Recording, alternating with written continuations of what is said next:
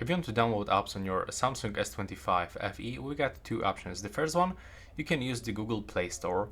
You have to go to the search and now input any application name that you are looking for. So for example, let's get WPS Office. It's over here. We have to tap on this and click on the installation button.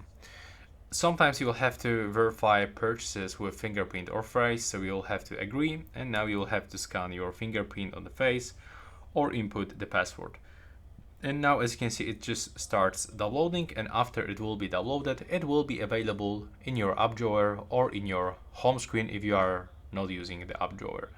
But also we have to remember that we got the second option that is just over here. So we have to go, you can go into the Galaxy Store. There we go. You have to go into the apps or games, it depends which one to download. Click on the search, and you can also input here any application name that you are looking for. And it looks the same. You have to just click on this installation button, and after this, application will be just over here.